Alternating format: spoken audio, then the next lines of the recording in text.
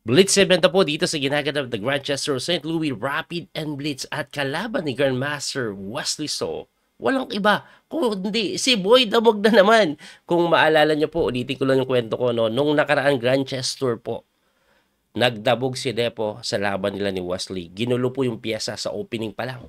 Sabay tingin kay Wesley at ngiti sa Blitz event yon. At ngayon, nasa Blitz event na naman sila. May dabugan kayo mangyari. Ano po ba nangyari sa laro? Grabe po nangyari sa laro. Tingnan nyo po. C4 po ang ginawa dito ni Nepo. Knight F6 si Wesley, Knight C3, E5, Knight F3, Knight C6, G3. Ito po ay popular na English opening for Knights variation at very quiet po yung linya na to. Tahimik lang to eh. Kumbaga equal-equal lang yan eh. Pero tinira po niya Knight D4 ni Wesley na kung saan, mabibigla ka na. Kasi bakit coach binibigay ito? Anong meron ka babalaghan dyan? Blunder yan. May Queen E7 yan. Queen E7, pag umatras ka, kain ka. Ganun mangyayari dyan. Kaya hindi po kinakapture yan. Ang ginawa, nag-bishop develop lang, kinapture, tinakes, and then nag-bishop C5. Tumira po ng Knight A5 na tumakbo lang sa E7. Nag-D4 naman po, binibiyak agad yung gitna, no? Na, chumik, pangatlong beses na tinira yung bishop out of 8 moves, So, chumik, nag-king move.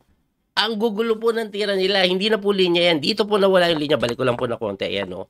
Kasi pagka D4 po, ang tinira po dyan dati, D6 saka E4. Pero Wesley So, nag-bishop B4. Grabe yung bishop ni Wesley, pabalik-balik. Pero ang pinakamatindi si Nepo, kasi tingnan nyo yung time ni Nepo. Ang time control, 5 minutes plus 2 seconds increment, tumaas pa siya. Napakabilis ni Nepon tumira. Kahit novelty na, no? So, ang ginawa ni Wesley, nag-E4, tumakbo. And then, nag-D5 si Wesley, na kung saan hindi daw ganun kaganda. Ang sinasuggest is C6 mo muna bago mo i-D5. Pero din-E5 ni Wesley, pagka D5, nag-A3, tumakbo sa D6. Nakakabigla yan. Kasi binibigay ito eh, nakinain. Oh, bakit kasi namin binibigay eh, pwede naman bawiin. Ayan, no? Tinakpan niya kasi yung Reyna eh. No? Grabe yung idea ni Wesley, ba't niya ginawa yan? Sinimplahan lang eh, nag-H6. Hindi ko alam kung bakit na ginawa. Baka sabi niya, sige, kainin mo, mababawi ko din yan later on. Pero tingnan nyo nangyari nag-knight C3. Dinipensahan yung pawn.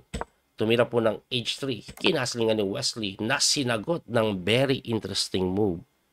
G4. Agresibong atake sa king side si Nepo. At ito po yung pinaka-importante. Ang bilis tumira ni Boy Dabog. Bilis tira, bilis talo talaga yung si Nepo. Pero sa pagkakataong ito, lamang siya sa posisyon according sa engine. So, nag-rook E8 lang si Wesley, nag-G5. Kinapture, takes, and then bishop F5 to defend upon. Tumira po ng E3. After E3, tumira si Wesley ng C6. Kasi, balik na natin hindi niya na po ma-atake ito. Nakapin siya. Hindi makagalaw, masisira. So, ang ginawa ni Wesley ay, di ko na nga babawiin yan, isi-C6 ko na lang. Ano pong idea ng C6? Ano bang mangyayari pag tinix po yan? Okay? Ang gusto niya pong mangyayari, kakainin lang. And then we'll play here. Ayan, pag nag-B4. One point down yan yung king po kasi hindi properly castled. Yung rook nandito, hindi properly developed. Yan po yung nangyayari. Kaya okay lang si Wesley dyan. According pa kasi niya, slightly better eh. Ngayon, hindi kinain yan. Ang ginawa po is nag-A4 or H4. At pagka H4, equal daw. Ang nakakapagtaka lang dito, iba talaga mag-isip po yung engine. Kasi, ang best move dito, hindi iisipin ng tao eh. Ang best move kasi, kainin mo daw to. Na sobrang weird because you will let your king get exposed by knight takes D5.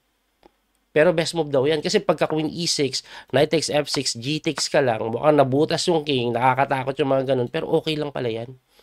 Okay lang pala yan. Kasi pag tumakbong ganun, pwede mong tirahan ng bishop g4 eh. Tas gagano ka lang daw eh. Okay lang pala yan. Ay hanip, no?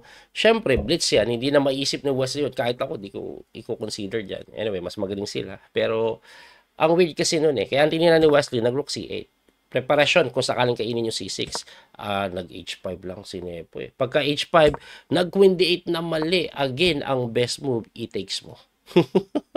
Kaso, nag-Queen E8 lang, tinirahan po ng Rook lang po sa may H4 na mali pa daw. Ang best move is kainin muna. Kasi ang Rook H4, ang pinakaiba niyan, may kain nga lagi dito eh. Ayan no, may ganyan daw na hindi daw okay yan. Dito, alam nyo, pinapatira.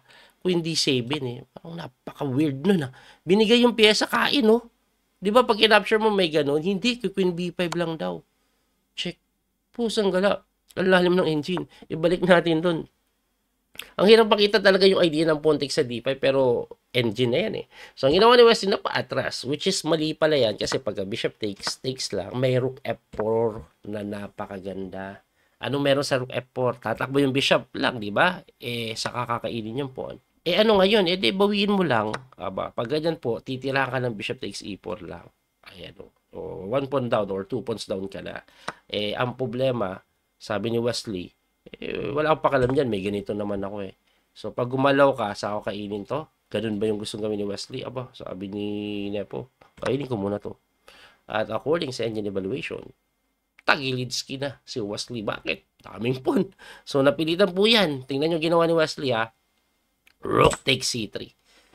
Of course, kakainin mo yan. And then, bishop takes rook na binawi. And then, Queen B8. Alam nyo bang sobrang tagilid na si Wesley So dito, pero lahat po ng sunod-sunod na tinira ni Wesley So, lahat po yun ay number 1 engine move, including this Queen B8. May pressure po siya dito sa pawn, may pressure din po siya dun sa pawn na yon. Ang ginawa po ni Nepo, nag-win lang po sa may A4 para po kainin yung tore in case na kainin mo to. Na tinirahan lang ni Wesley ng Rook E7 para kainin yung pawn na dinipensahan ng Rook B1. Anong mangyayari pag tinix agad? Kakainin, takes my checkmate. Kaya ang ginawa ni Wesley, nag-E3, which is napakagandang counterplay, may capture doon. At losing pa rin po si Wesley So dito. Sa maniwala kayo sa hindi, ang simpleng tira daw po ng engine, Queen B5 na hindi nakita. Anong meron dyan? Pag tinix daw po, takes kahit may pass pawn ka dyan, king move ka lang, this pawn is very strong, sobrang daming pawn, tulak mo na itulak, easy win daw, sabi po ng engine. Pero balik natin doon, kasi si Nepo, kahit napakalaki ng oras niya, nag-exhibition guys, tinirahan niya ng napakagandang sana, ganda sana na queen sacrifice, queen takes A7. Ang ganda sana. Kaso mali pala yan. Grabe ka, mali pala yan. Kasi kung unang tingin, pagka-capture mo, promote, easy win. GGO, mate. Diba? Anong gagawin mo? May napakagandang sunod-sunod na sequence na kung saan, gaganda pa ang laban. Kasi may bishop D3 palang check. Anong gagawin mo? King movean mo lang. Pagka king move, may pawn takes pawn pala. So, hindi ka ngayon makapunta dito, may check. With a check yan, promote, and baka matalo ka pa. Kaya pasado mo kainin. May queen takes F4, sunod-sunod na tira ni Wesley.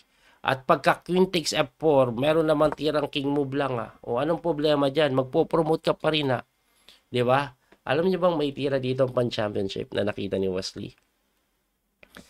Kahit kasi may po na magpo-promote yan, sinimplihan lang ni Wesley ito. Kining movean niya lang. Yan po yung number 1 engine move. Para sa yung king move na yan. Bakit po pinapapromote? Kasi pag pre-nomote po, ayan, example, nag-promote queen to B8, yun pala yung nangyari, queen lang sa E3 yung ginawa check. At pagkatakbo, eto matindi. Kinain lang yung reyna. Bakit po? Anong meron dyan? Pag kinapture mo yan, may kain din sa tore. Ang ending, lamang ka nga ng pawn, pero may drawing chances ito dahil yung king mo hindi safe. At tingnan nyo po nangyari, kinain yung pawn, kinain din. Nagpunta doon, kinain ulit yung pawn. Pinalit yung bishop. Kasi pag hindi niya pinalit yan, wala din siya magagawa. Nakakatakot pa nga yan Saka yung king sobrang safe because of that bishop, kaya pinalit. Ayan po nangyari. At ito pong queen and pawn endgame na to, though lamang po ang puti ng isang pawn, may drawing chances ito. Ayan, ganyan po nangyari. Grabe yung conversion ni Wesley. Ayan, kinapture lang, na equal na. Eto, wala na. Ayan, nung napalit na yung reyna, easy na naman po ito. At it's a miracle na naitabla pa ni Wesley yung game na to. Anyway, dahil po sa tablang yun, nakaligtas pa si Wesley. Very good yun. At sa round 1 po, ang naging resulta po ng Blitz game, panalo po si Noderbeck laban kay Pragnananda, tabla si Wesley at Nepo, tabla si Hikaru Nakamura at MBL, Pabiano naman tinalo si Libon Aronian, and Ali Reza tinalo si Dominguez. Yun po ang round 1 ng Blitz event. Abangan niyo po yung mga susunod na laban. Bulito po yung Coach Pili Master, Daniel Kauso. Hanggang sa muli pagkikita. Ang swerte ni West sa dito. God bless po mga kabiyahe. Don't forget to like and share. Follow and subscribe. Bye-bye. That little mouse, 'cause I'm an albatross.